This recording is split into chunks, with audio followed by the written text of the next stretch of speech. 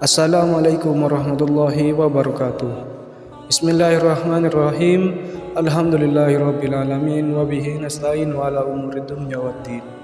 Wassalatu wassalamu ala asyrafil anbiya'i wal mursalin sayyidina Muhammad wa ala alihi wa sahbihi ajmain.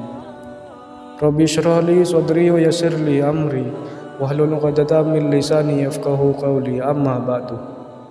Sahabat beriman yang dirahmati Allah, syukur alhamdulillah kita masih bisa berjumpa lagi di channel Berkah 3 Menit dalam keadaan sehat walafiat. Besar harapan dan doa saya semoga sahabat semua selalu diberikan kesehatan, dimurahkan rezekinya dan dipanjangkan umurnya. Amin ya rabbal alamin. Sahabat beriman yang dirahmati Allah, dalam tafsir Kementerian Agama dijelaskan cara-cara kaum musyrik dan munafik mencaci Nabi Muhammad SAW dan pengikutnya di Mekkah dan di Madinah. Meski Nabi Muhammad SAW adalah orang yang paling jujur dan berakhlak mulia di muka bumi ini, kaum musyrik dan kaum munafik tetap saja mencaci beliau. Cacian kaum musyrik dan munafik terekam dalam tafsir surah Al-Kautsar ayat pertama. Surah ini diturunkan terkait adanya orang yang membenci dan menghina Nabi Muhammad SAW.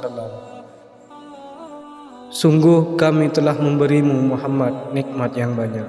Al-Quran surah Al-Kautsar ayat 1. Tafsir Kementerian Agama menjelaskan maksud dari ayat pertama surah Al-Kautsar adalah, wahai Nabi Muhammad, sungguh kami telah memberimu nikmat yang banyak dan langgeng, meliputi kenikmatan duniawi maupun ukhrawi, seperti kenabian, Al-Quran, syafaat, telaga di surga, dan sebagainya.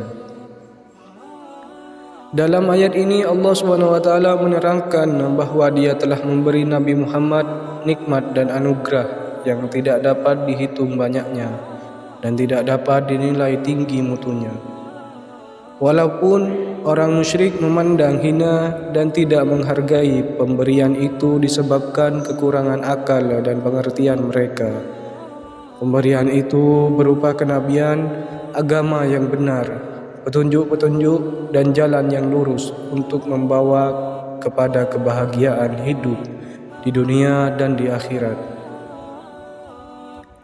Orang-orang musyrik di Mekkah dan orang-orang munafik di Madinah mencemooh dan mencaci maki Nabi Muhammad SAW. Kaum musyrik dan kaum munafik mengatakan pengikut-pengikut Nabi Muhammad terdiri dari orang-orang biasa yang tidak mempunyai kedudukan. Kalau agama yang dibawanya itu benar, tentu yang menjadi pengikut-pengikutnya adalah orang-orang mulia yang berkedudukan di antara mereka. Ucapan ini bukanlah suatu keanehan, karena kaum Nabi Nuh juga telah menyatakan yang demikian kepada Nabi Nuh.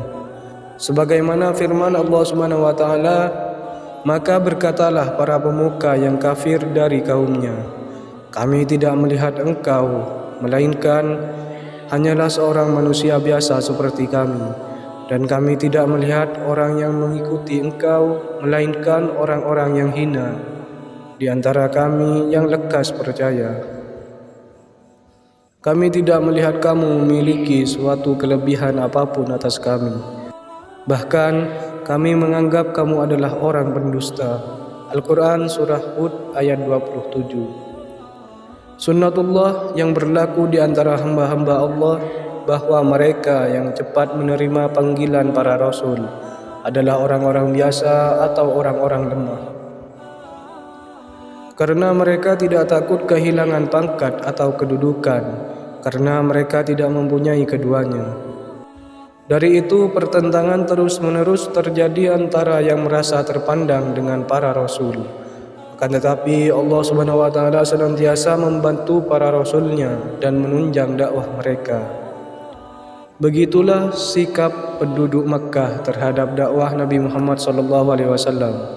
Pembesar-pembesar dan orang-orang yang berkedudukan tidak mau mengikuti Nabi karena benci kepada beliau dan terhadap orang-orang biasa yang menjadi pengikut beliau. Orang-orang Makkah bila melihat anak-anak Nabi Muhammad SAW meninggal dunia, mereka berkata, sebutan Muhammad akan lenyap dan ia akan mati punah. Mereka mengira bahwa kematian itu suatu kekurangan, lalu mereka mengejek Nabi Muhammad SAW dan berusaha menjauhkan manusia dari beliau. Orang-orang Makkah bila melihat suatu musibah atau kesulitan yang menimpa pengikut-pengikut Nabi Muhammad SAW, bergembira dan bersenang hati. Mereka menunggu kehancuran para pengikut Nabi, sehingga kedudukan mereka semula yang telah diguncang oleh agama baru itu kembali mereka peroleh. Pada surah Al-Kautsar ini, Allah SWT menyampaikan kepada Rasul-Nya bahwa tuduhan-tuduhan yang dilontarkan oleh orang-orang musyrik adalah suatu prasangka yang tidak ada artinya sama sekali. Namun, semua itu adalah untuk membersihkan jiwa-jiwa yang masih dapat dipengaruhi oleh isu-isu tersebut dan untuk mematahkan tipu daya orang-orang musyrik, agar mereka mengetahui bahwa perjuangan Nabi Muhammad SAW pasti akan menang dan pengikut-pengikut beliau pasti akan bertambah banyak. Al-Kautsar diartikan sebagai sungai di surga yang dianugerahkan Allah SWT kepada Nabi Muhammad SAW. Dan ada pula yang berpendapat bahwa Al-Kautsar bermakna kebaikan yang banyak. Sahabat beriman yang dirahmati Allah, Allah SWT juga menurunkan surah Al-Mulk ayat 13 untuk merespon sikap kaum musyrik tersebut. Gunjingan kaum musyrik yang ternyata diketahui oleh Rasulullah menjadikan mereka saling merendahkan, bahkan merahasiakan ucapan di antara mereka agar tidak didengar Tuhan Nabi Muhammad SAW. Ayat ini turun untuk merespon sikap tersebut. Dan rahasiakanlah perkataanmu atau nyatakanlah, sungguh Dia Maha mengetahui segala isi hati dan segala apa yang kamu rahasiakan. Itu adalah isi dari surat Al-Mulk ayat 13. Menurut riwayat Ibnu Abbas, ia berkata, pada suatu ketika orang-orang musyrik mempergunjingkan Nabi Muhammad SAW dan menjelek-jelekannya. Maka Allah SWT menurunkan kepada beliau semua yang dibicarakan mereka itu. Lalu sebagian mereka berkata kepada sebagian yang lain, rendahkanlah suaramu agar kata-katamu tidak didengar oleh Tuhan Muhammad. Maka turunlah ayat ini yang antara lain menjelaskan bahwa tidak ada suatu apapun yang luput dari pengetahuan Allah SWT. Sahabat beriman yang dirahmati Allah, demikian kajian Islam yang dapat saya sampaikan pada kesempatan kali ini. Semoga dapat bermanfaat bagi kita semua. Lebih dan kurangnya mohon dimaafkan. Yang benar datangnya atas bimbingan Allah SWT yang maha benar, dan yang salah, khilaf ataupun keliru, itu datangnya dari saya pribadi sebagai manusia biasa yang tak pernah luput dari salah, khilaf dan dosa. Syukran katsir. Wassalamualaikum warahmatullahi wabarakatuh.